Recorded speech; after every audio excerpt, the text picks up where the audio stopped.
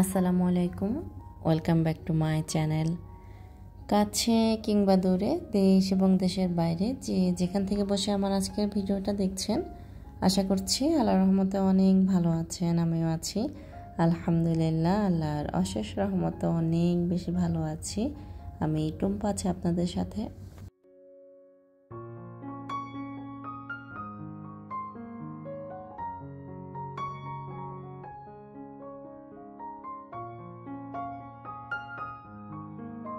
তো বরাবরের মতো আজকেও নতুন একটা ভিডিও নিয়ে হাজির হয়ে গিয়েছি আপনাদের মাঝে। আশা করছি আমার আজকের ভিডিওটাও আপনাদের কাছে ভালো লাগবে। আর আমার ভিডিওগুলো যদি আপনাদের কাছে ভালো লাগে, অবশ্যই আমার ভিডিওতে ছোট্ট একটা লাইক দিয়ে দিবেন।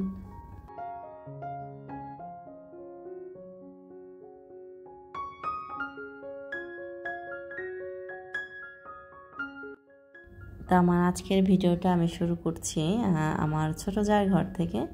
তো এটা হচ্ছে আমার ছোটো জা পিয়ার ঘর। তো এখানে হচ্ছে আমরা 3 জা মিলে একসাথে নাস্তা করতে বসেছি।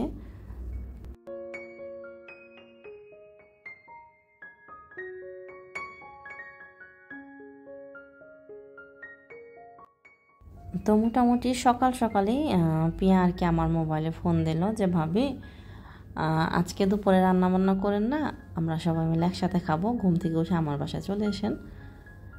তো বুঝলাম যে আজকে পিয়ার বাসায় দাওয়াত। তো আমাদের দাওয়াতগুলো আসলে এমনই হয়, হুটহাট দাওয়াত হয়। তো ঘুম থেকে উঠে আবদুল্লাহকে নিয়ে একদম সোজা হচ্ছে পিয়ার বাসায় চলে গিয়েছি।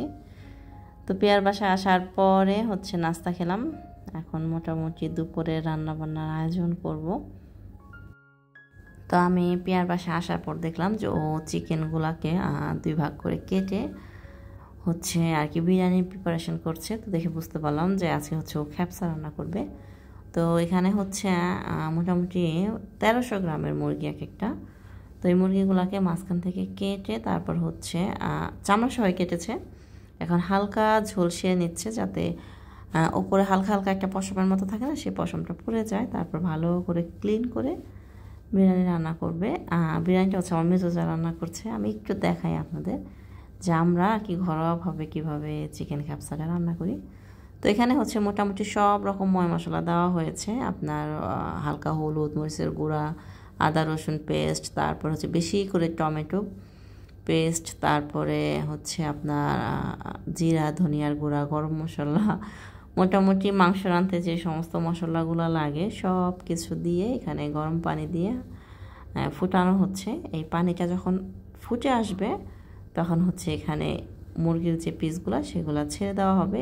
তো চিকেনের পিসগুলো হচ্ছে আর কি অর্ধেক করে চিকেন ছেড়ে দেওয়া হচ্ছে। একদম বড় একটা হাঁড়ি নেওয়া হয়েছে, ক্যামেরায় আসলে বোঝা যাচ্ছে না, হাঁড়িটা মোটামুটি অনেকই বড়। তো এখানে হচ্ছে সবগুলা চিকেনের পিস দিয়ে মোটামুটি আধা ঘন্টার মতো সিদ্ধ করা হবে যাতে একদম ফুল বয়েল হয়ে যায়।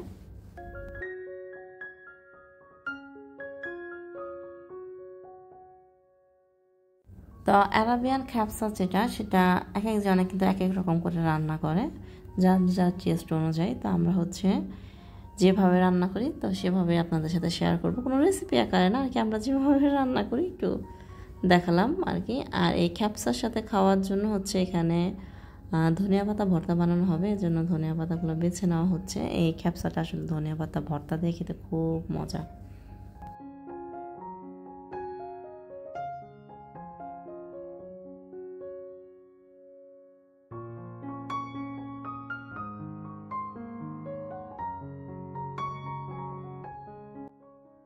তো আমার মেজো চা হচ্ছে বিরিয়ানি রান্নায় ব্যস্ত, আর ছোটো চা হচ্ছে আপনার ধনিয়া পাতা ভর্তা প্রিপারেশন করছে। তা আমি চিন্তা করলাম আমি ফাঁকে সালাদটা কেটে নিই।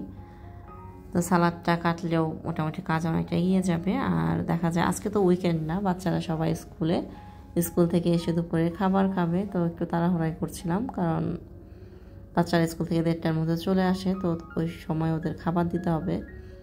তো এই দিকে হচ্ছে আপনার মুরগিটা অলমোস্ট সিদ্ধ হয়ে গিয়েছে। এখন হচ্ছে আমরা মুরগিটাকে একদম ফ্রাই করে নিচ্ছি। আপনারা এখানে অনেকেই মুরগিটা হচ্ছে ফ্রাই করেন, আবার অনেকে হচ্ছে আপনার ওভেনে দিয়ে একটু তান্দুরি টাইপের করেন, এটা যার যার খুশি। আমাদের বাসায় সবাই আবার ফ্রাইটা খুব পছন্দ করে।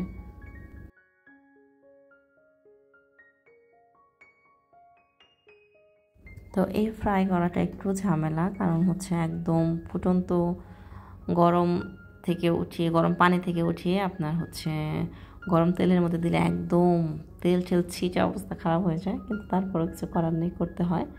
তো মোটামুটি চিকেনগুলো ফ্রাই করা অলমোস্ট শেষ। এখন যে আপনার পানিটা ছিল, চিকেন স্টক, যেটা স্টকের যে পানিটা, সেই পানিটার ভিতরে হচ্ছে আমরা পরিমাণ মতো চাল দিয়ে দিয়েছি।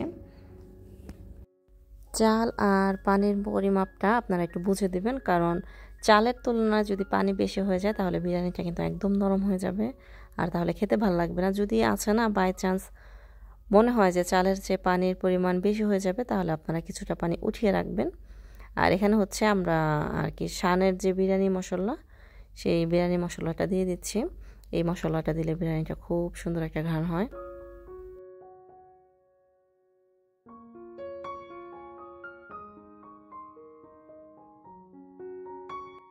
তো চালটা যখন অলমোস্ট 80% কুক হয়ে যাবে, তখন হচ্ছে উপর থেকে ফ্রাই করা চিকেনগুলো আমরা দিয়ে দিব। তো এখানে আপনারা দুই রকম ফ্রাই দেখতে পাচ্ছেন, একটা হচ্ছে ডিপ ফ্রাই আর একটা হচ্ছে হালকা ফ্রাই। আসলে এটা আমাদের পছন্দ অনুযায়ী, অনেকে আছে যে ডিপ ফ্রাইটা খুব পছন্দ করে, যেমন আমরা বড়রা ডিপ ফ্রাইটা খুব পছন্দ করি, আবার বাচ্চারা দেখা যায় কি ওরা আবার একটু হালকা ফ্রাই পছন্দ করে, নরম নরম। তো ওদের জন্য হালকা ফ্রাই রাখা হয়েছে। আবার দেখা যায় হচ্ছে আমার হাজব্যান্ড, তারপর আমার ভাসুর দেব, তারা হচ্ছে একদম শুধু ফ্রাই পছন্দ করে। তাদের চিকেনটা বিরিয়ানির মধ্যে দিলে তাকে ভালো লাগে না, এই জন্য তাদেরটা শুধু ফ্রাই রাখা হয়েছে, যার যার পছন্দ অনুযায়ী আর কি রাখা হয়েছে। তো মোটামুটি চিকেনটা দেওয়ার পর আপনার আধা ঘন্টার মতো দমে রেখেছি, এখন নামিয়ে নিয়েছি। আমাদের মোটামুটি চিকেন খ্যাপসা রেডি।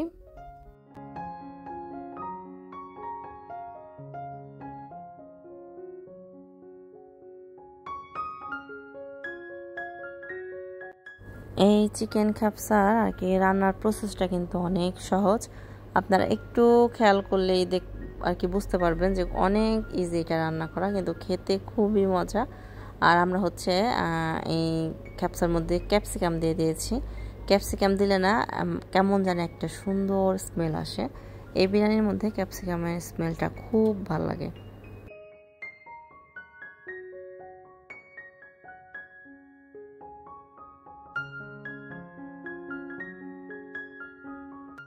আমরা হচ্ছে আজকে ধনিয়া পাতা ভর্তাটা হচ্ছে ব্লেন্ডারে করেছি। পাটায় বাটা সবসময় সম্ভব হয় না, কারণ ধনিয়া পাতা পাতাটা বাটতে গেলেও অনেক সময় লাগে। তো আজকে একদম শর্টকাটে ব্লেন্ডারে করে নিয়েছি। মাঝে মাঝে ব্লেন্ডারে ভর্তাও খেতে হয়। তো আমার আজকের ভিডিওটা আমি এখানে শেষ করছি। তো আজকের মতো আল্লাহ হাফেজ, আসসালামু আলাইকুম।